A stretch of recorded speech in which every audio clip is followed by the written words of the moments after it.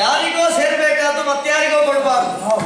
ಸೇರಿರುವಂತಹ ಸೇನೆಯಲ್ಲಿ ಪಾಪ ಮಹಾಶಯವನ್ನು ಹಾಗೆ ವಿಚಾರಿಸ್ತೀರಾ?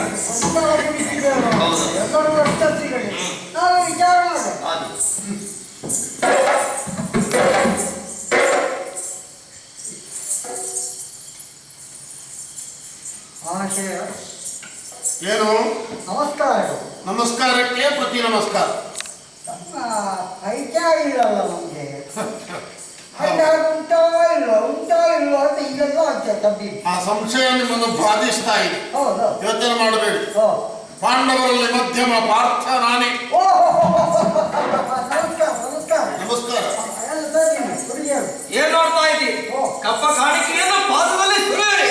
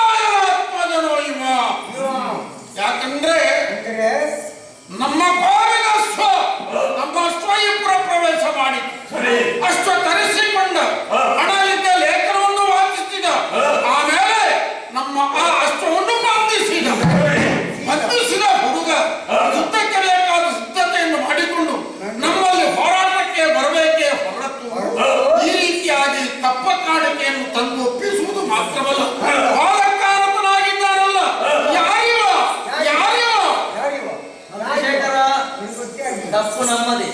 ವಿಚಾರವನ್ನು ನಾವೇ ತಿಳಿಸಬೇಕಾಗಿ ಅಲ್ವೇ? ಓ ತಾತ,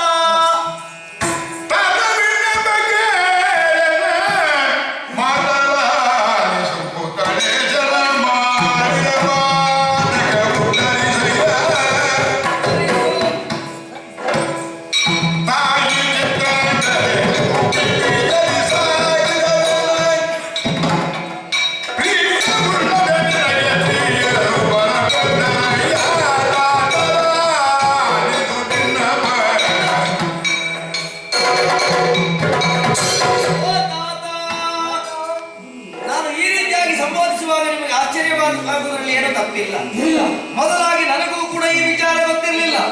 ನನ್ನಮ್ಮ ಚಿತ್ರಾಂಗದ ದೇವಿಯವರು ತಿಳಿಸಿದ ಬಳಿಕ ಗೊತ್ತಾಯಿತು. ಹಿಂದೊಂದು ಬಾರಿ ನೀವು ತೀರ್ಥಯಾತ್ರೆಗೆ ಬಂದಂತಹ ಸಂದರ್ಭದಲ್ಲಿ ಈ ಮಣಿಪುರವನ್ನು ಸೇರಿದ್ರಂತೆ. ಆ ಸಂದರ್ಭದಲ್ಲಿ ನನ್ನ ತಾಯಿಯಾಗಿರುವಂತಹ ಚಿತ್ರಾಂಗದ ದೇವಿಯವರನ್ನು ನೋಡಿ ಅವರಲ್ಲಿ ಮೋಹ ಅಂಕುರಿಸಿ ಅವರಲ್ಲಿ ಪ್ರೀತಿಯುಂಟಾಗಿ ಗಾಂಧರ್ವ ಭೀತಿಯಿಂದ ಕೂಡಿದ ಪರಿಣಾಮ ಹುಟ್ಟಿದವ ನಾನು. ನಿಮ್ಮ ಮಗ ನಾನು ಬಬ್ರುವಾಹನ ಎನ್ನುವ ಹಾಗೆ ನನ್ನ ಹೆಸರು.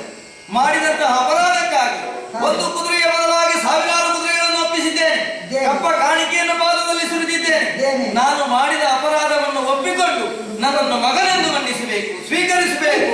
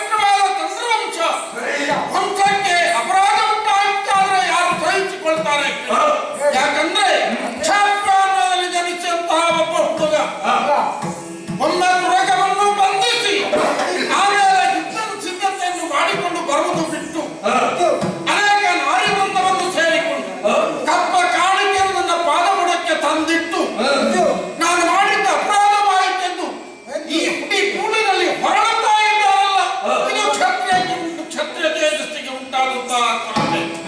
ನನ್ನ ಮಗರೇ ಹೌದು ಅಂತಾದ್ರೆ ಒಮ್ಮೆ ಕಟ್ಟಿದ ತುರಕವನ್ನು ಒಪ್ಪಿಸುವುದಲ್ಲ, ನನ್ನ ಪ್ರಾಣ ಹೋದರೂ ಸರಿ ಯುದ್ಧ ಮಾಡಿ ವಿರೋಧಿಯನ್ನು ಗೆಲ್ಲಬೇಕಾಗಿತ್ತು.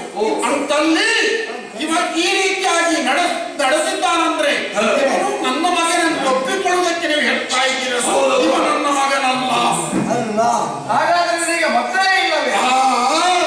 ಕಂಡದನಗೆ ಇಲ್ಲ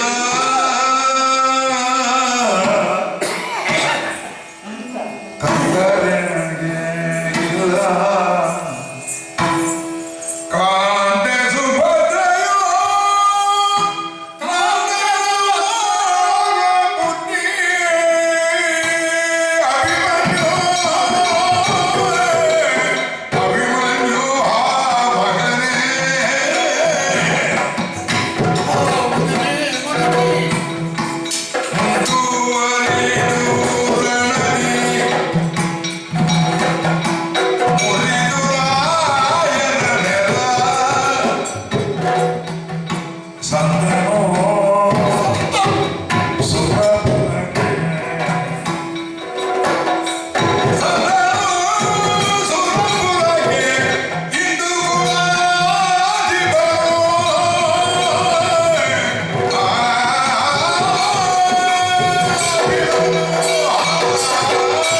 ನಿನಗೆ ಮಕ್ಕಳಿಗೆ ಈ ಪ್ರಶ್ನೆ ನಿಮ್ಮಲ್ಲಿ ಏನು ಮಾಡುವುದು ಹೇಳಿ ಉಳಿಸಿಕೊಳ್ಳುವಂತಹ ಯೋಗ ಭಾಗ್ಯವನ್ನು ನಾನು ಪಡೆಯದೆ ಹೋದೆ. ಶ್ರೀಕೃಷ್ಣ ಸ್ವಾಮಿಯ ತಂಗಿ ಸುಭದ್ರೆಯನ್ನು ಮದುವೆಯಾದ ನಾನು ನಮ್ಮಿಬ್ಬರ ದಾಂಪತ್ಯದಲ್ಲಿ ಆ ಜೀವನದ ಸಂಕೇತವಾಗಿ ಒಬ್ಬ ಮಗನನ್ನು ಪಡೆದೆ. ಅವನೇ ಅಭಿಮನ್ಯು ಕುಮಾರ. ಕೌರವರಿಗೂ ನಮಗೂ ಉಂಟಾದ ಆ ಯುದ್ಧದಲ್ಲಿ ಕೌರವನ ಪಕ್ಷವನ್ನು ವಹಿಸಿ ದ್ರೋಣಾಚಾರ್ಯರು ಚಕ್ರವ್ಯೂಹವನ್ನು ಬಲಿದರು. ಅಂತಹ ಸಮರ್ಥ ಭೇದಿಸುವ ಸಮರ್ಥನು ಯಾರೂ ಇಲ್ಲ ಎಂದು ನಮ್ಮಣ್ಣ ಬೇಸರಿಸ್ತಾ ಇದ್ದ ವೇಳೆಯಲ್ಲಿ ವೀರವಚನವನ್ನಾಡಿ ಆ ವ್ಯೂಹವನ್ನು ಭೇದಿಸಿ ಅದೆಷ್ಟೋ ಮಂದಿಗಳನ್ನು ನಿಗ್ರಹಿಸಿರುವ ವೀರ ಅಭಿಮನ್ಯು ನನ್ನ ಕುಮಾರ.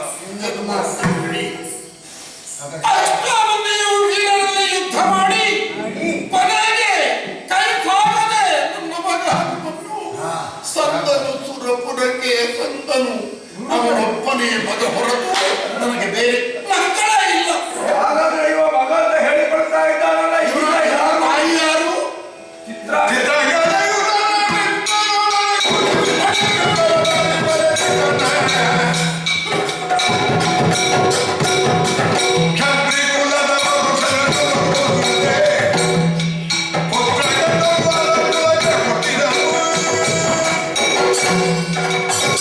ಇವನ ತಾಯಿ ಯಾರಂತೆ? ಚಿತ್ರಾಂಗದೆ ಎಂದು ಹೇಳಿದ. ನಗು ಬರ್ತಾ ಇದೆ, ನನಗೆ ನಗು ಬರ್ತಾ ಇದೆ. ಚಿತ್ರಾಂಗದೆ ತನ್ನ ಯೌವನದ ಚಕ್ಕನ್ನು ಇಳಿಸಿಕೊಳ್ಳುವ ಸಲುವಾಗಿ ಯಾರನ್ನ ಮಿತ್ರರನ್ನು ಒಡಗೂಡಿಕೊಂಡು ಗಂಡರವಾದಿಗಳಿಗೆ ಜನಿಸಿದಂತಹ ಉತ್ಪಾತ ಪಿಂಡ ಹೊರತು ನನ್ನ ಮಗನೇ ಹೌದು ಅಂತಾದ್ರೆ ತನ್ನ ಪ್ರಾಣ ಹೋದರೂ ಸರಿ ಹೋರಾಟ ಮಾಡಬೇಕಾಗಿತ್ತು. ಆದುದರಿಂದ ಇವ ಚಿತ್ರಾಂಗದೆ ಆವೇಶಗೆ